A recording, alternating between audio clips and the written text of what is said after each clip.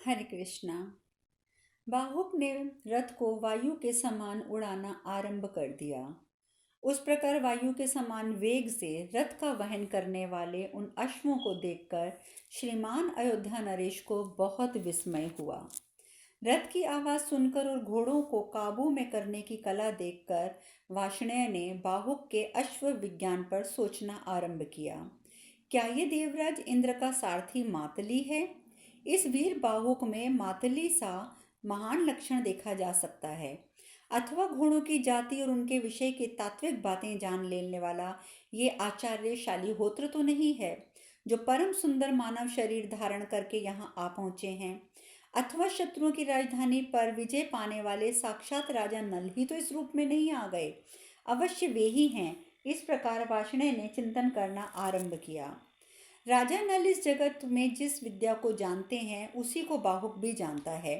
बाहुक और नल दोनों का ज्ञान मुझे एक सा दिखाई देता है। इस प्रकार बाहुक और नल की अवस्था एक ही है। यह पराक्रमी राजा नल नहीं है तो भी उनके ही समान विद्वान और कोई दूसरा महापुरुष होगा। बहुत से महात्मा प्रच्छन्न रूप धारण करके देवोचित विधि और शास्त्रोक्त नियमों से युक्त होकर धरती पर विचरते रहते हैं। इनके शरीर की रूपहीनता को लक्ष्य करके मेरी बुद्धि ये भेद नहीं पैदा कर पा रही कि ये नल हैं या नहीं, परंतु राजा नल की जो मोटाई है उससे ये कुछ दुबला पतला है, उससे मेरे मन में ये विचार आता है कि संभव है ये नल ना हो। इसकी अवस्था का प्रमाण तो उन्हीं के समान है, परंतु रूप की दृष्टि से तो अंतर पड़ता है। फिर भी अंततः मैं इसी निर्णय पर पहुंचता हूँ कि मेरी राय में बाहुक सर्वगुण संपन्न राजा नल ही हैं। महाराज युधिष्ठिर, इस प्रकार पुण्य श्लोक नल के सारथी वार्ष्णेय ने बार बार उपयुक्त रूप से विचार करते हुए मन ही मन उक्त धारणा बना ली थी। महाराज ऋतुपर्ण भी बाहुक के अश्व संचालन विषय पर ज्ञान पर विचार करके वार्ष्णेय सारथी के साथ बहुत प्रसन्न हुए। उसकी वह एकाग्रता व उत्साह, घोड़े को काबू में रखने की कला और ये सब उत्तम प्रकार के यत्न देखकर वे बड़े प्रसन्न हुए। इस प्रकार नलोपाख्यान में ऋतुपर्ण का विदर्भ देश में गमन विषय 71वां अध्याय पूर्ण हुआ।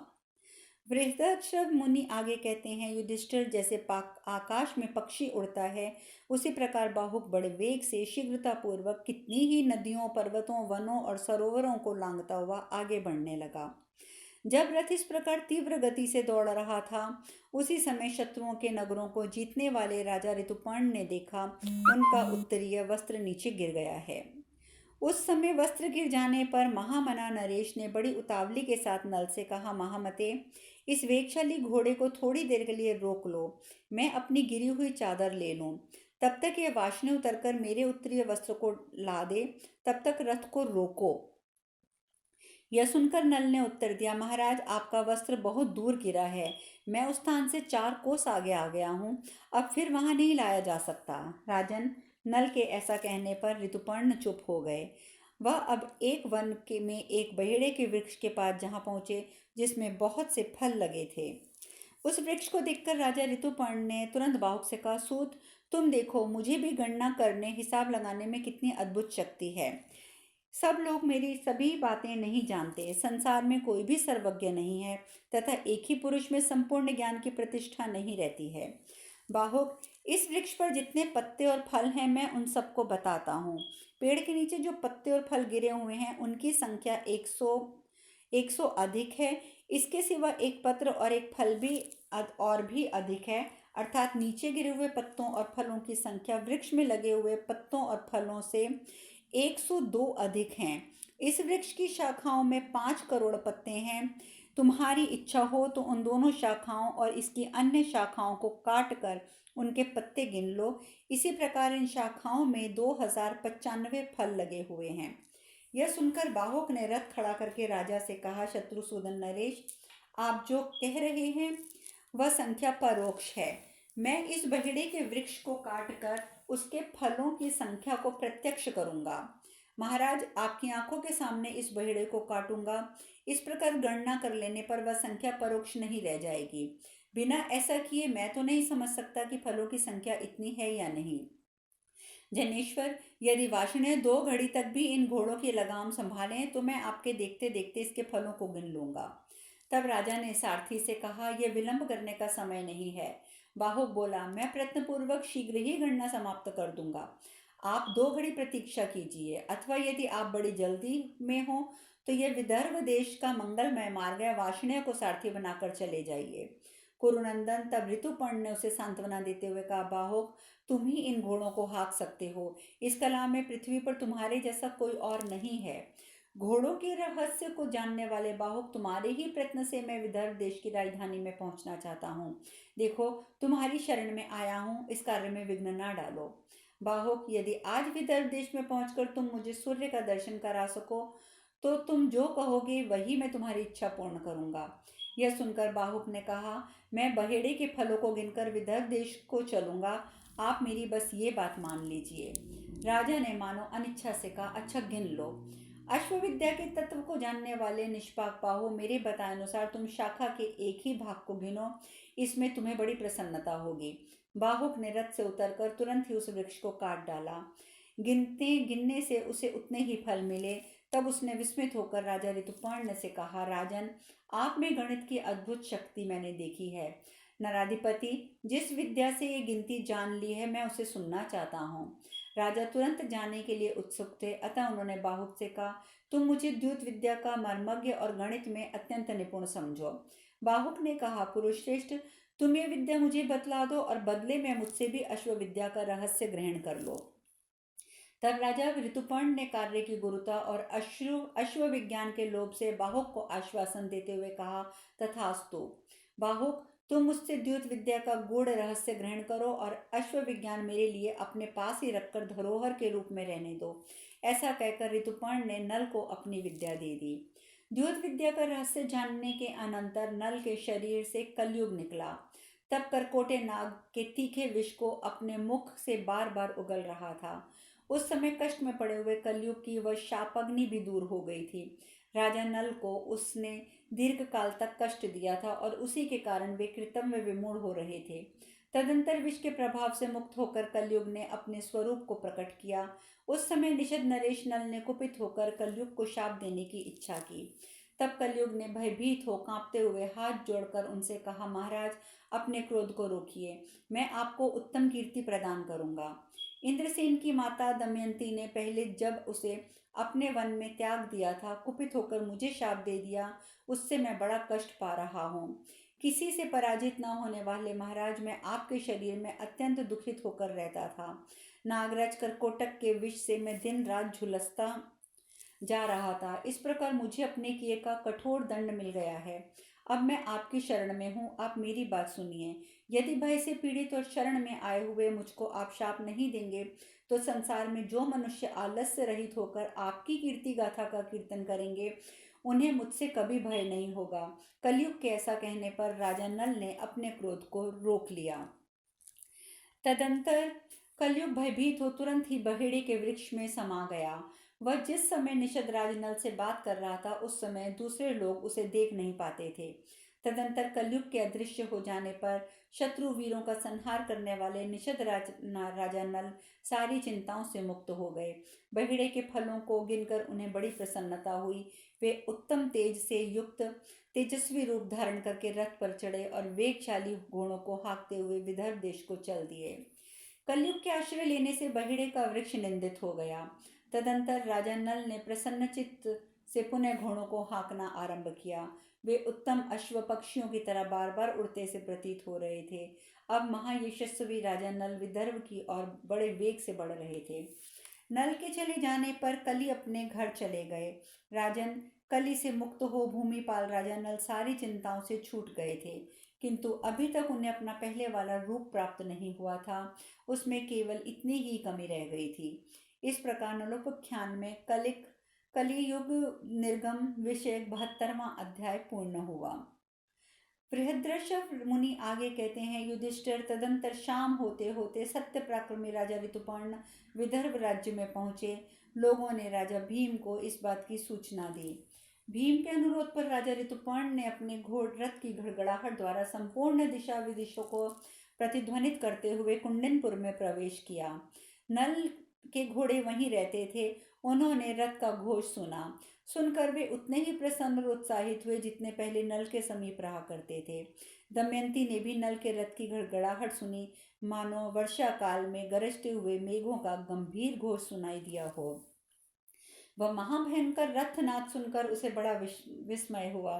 पूर्व काल में राजा नल जब घोड़ों की बात संभालते थे, उस समय उनके रथ से जैसी गंभीर ध्वनि प्रकट होती थी, वैसी ही उस समय भी रथ की गड़गड़ाहट दमयंती और उसके घोड़ों को जान पड़ी। महल में बैठे हुए मयूरों, गजशाला में बंधे हुए गजराजों और अश्वशाला के अश्वों ने राजा के रथ का वह अद्भुत घोष सुना। राजन, रथ की आवाज सुनकर हाथी और मयूर अपना मुंह ऊपर उठाकर उसी प्रकार उत्कंठा पूर्वक अपनी बोली बोलने लगे जैसे मेघों की गर्जना होने पर बोला करते हैं। उस समय दमयंती ने मन ही मन में कहा, अहो, रथ की वह गड़गड़ाहट इस पृथ्वी को गूंजती हुई जिस प्रकार मेरे मन को आह्वान प्रदान कर रही है, इससे जान पड़ता है कि मेरे महाराज नल ही पधारे हैं। आज यदि असंख्य गुणों से विभूषित तथा चंद्रमा के समान मुख वाले वीरवर नल को ना देखूंगी तो अपने इस जीवन का अंत कर दूंगी, इसमें संशय नहीं है। या आज यदि मैं उस वीर शिरोमणि नल की दोनों भुजाओं के मध्य भाग में, जिसका स्पर्श अत्यंत सुखद है, प्रवेश ना कर सकी तो अवश्य जीवित ना रह सकूंगी। यदि रथ द्वारा मेघ के समान गंभीर गर्जना करने वाले निषद देश के स्वामी महाराज नल आज मेरे पास नहीं पधारेंगे तो मैं स्वर्ण के समान देदीप्यमान दहकती हुई आग में प्रवेश कर जाऊंगी। यदि सिंह के समान पराक्रमी मत वाले, हाथी के समान मस्तानी चाल से चलने वाले राज राजेश्वर नल मेरे पास नहीं आएंगे तो आज अपने जीवन को नष्ट कर दूंगी, इसमें संशय नहीं है। मुझे याद नहीं है कि स्वेच्छापूर्वक अर्थात हंसी मजाक में भी मैंने कभी झूठ बोला हो। स्मरण नहीं है कि मैंने कभी किसी का अपकार किया हो, अथवा ये भी स्मरण नहीं है कि मैंने प्रतिज्ञा की हुई बात का उल्लंघन किया हो। मेरे निषद राज नल शक्तिशाली, क्षमाशील, वीर, दाता, सब राजाओं में श्रेष्ठ और एकांत में नीच कर्म से दूर रहने वाले तथा पराई स्त्री के लिए नपुंसक तुल्य हैं। मैं सदा उन्हीं के गुणों का स्मरण करती और दिन रात उन्हीं के परायण रहती हूँ। प्रियतम नल के बिना मेरा यह हृदय उनके विरह शोक से विदीर्ण होता जा रहा है। भरत इस प्रकार विलाप करती हुई दमयंती अचेत सी हो गई। वह पुण्य श्लोका नल ने दर्शन की सी इच्छा से ऊंचे महल की छत पर जा चढ़ी। वहां से उसने देखा वार्ष्णेय और बाहुक के साथ रथ में बैठे हुए महाराज ऋतुपर्ण मध्यम कक्षा पर कोटे में पहुंच गए हैं। तदंतर वार्ष्णेय और बाहुक ने उस उत्तम रथ से उतरकर घोड़े खोल दिए और रथ को एक जगह खड़ा कर दिया। इसके बाद राजा ऋतुपर्ण रथ के पिछले भाग से उतरकर भयानक महापराक्रमी महाराज भीम से मिले। तदंतर भीम ने बड़े आदर सत्कार के साथ उन्हें अपनाया और राजा ऋतुपर्ण का भली भांति सत्कार किया। भूपाल ऋतुपर्ण रमणीय कुंडेमपुर में ठहर गए थे। उन्हें बार बार देखने भी वहां स्वयंवर जैसी कोई चीज दिखाई नहीं दी। वे विदर्भ देश से मिलकर सहसा इस बात को न जान सके कि स्त्रियों की अकस्मात गुप्त मंत्रणा मात्र थी। भरत नंदन युधिष्ठिर, विदर्भ राज ने स्वागत पूर्वक ऋतुपर्ण से पूछा, आपके यहाँ पधारने का क्या कारण है? राजा भीम ये नहीं जानते थे कि दमयंती के लिए ही इनका शुभागमन हुआ है। राजा ऋतुपर्ण भी बड़े बुद्धिमान और महापराक्रमी थे। उन्होंने वहां किसी भी राजा या राजकुमार को नहीं देखा। ब्राह्मणों का भी वहां समागम नहीं हो रहा था। स्वयंवर की तो कोई चर्चा ही नहीं थी। तब कौशल नरेश ने मन ही मन कुछ विचार किया और विदर्भ राज से कहा, राजन, मैं आपका अभिवादन करने के लिए आया हूँ।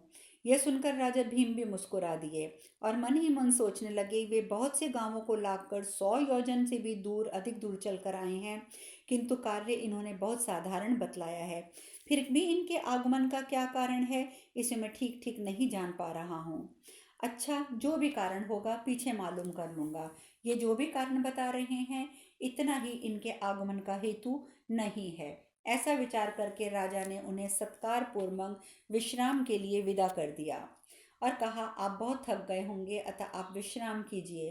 विदर्भ नरेश के द्वारा प्रसन्नता पूर्वक आदर सत्कार पाकर ऋतुपर्ण को बड़ी प्रसन्नता हुई। फिर वे राजसेवकों के साथ गए और बताए हुए भवन में विश्राम के लिए प्रवेश किया। राजन, वार्ष्णेय सहित ऋतुपर्ण के चले जाने पर बाहुक रथ लेकर रथशाला में गया। उसने उन घोड़ों को खोल दिया और अश्वशास्त्र की विधि के अनुसार उनकी परिचर्या करने के बाद घोड़ों को पुचकार कर उन्हें धीरज देने के पश्चात वह स्वयं भी रथ के पीछे के भाग में जा बैठा। दमयंती भी शोक से आतुर हो राजा ऋतुपर्ण, सूतपुत्र वार्ष्णेय तथा पूर्वोक्त बाहुक को देखकर सोचने लगी, ये किसके रथ की गड़गड़ाहट सुनाई पड़ती थी। वह गंभीर घोष तो महाराज नल के रथ जैसा था, परंतु आगंतुकों में मुझे निषदराज नल दिखाई नहीं देते। वार्ष्णेय ने भी नल के समान ही अश्वविद्या सीख ली हो, निश्चय ही ये संभावना की जा सकती है। तभी आज रथ की आवाज बड़े जोर से सुनाई दे रही थी, जैसे नल के रथ के हाँकने के समय हुआ करती थी। कहीं ऐसा तो नहीं कि राजा ऋतुपर्ण भी वैसे ही अश्वविद्या में निपुण हो जो राजा नल हैं, क्योंकि नल के ही समान इनके रथ के भी गंभीर घोष लक्षित होता है।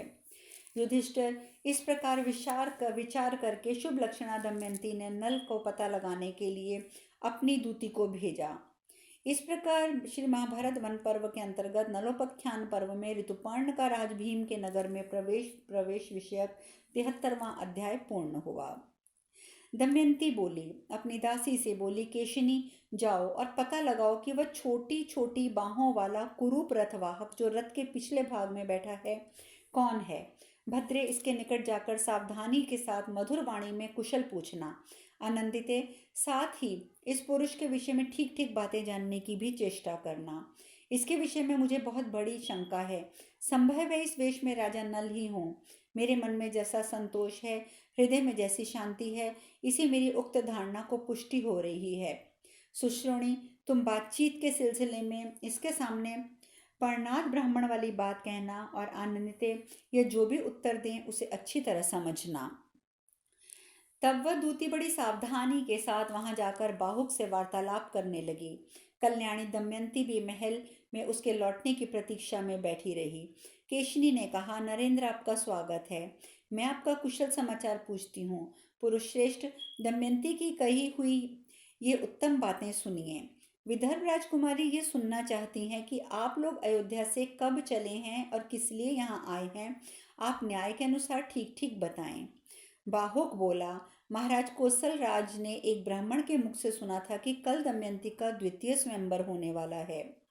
यह सुनकर राजा हवा के समान वेग वाले और 100 योजन दौड़ने वाले घोड़ों पर जुतकर विदर्भ देश के लिए प्रस्थित हो गए थे। अब शेष कथा कल। हरे कृष्णा।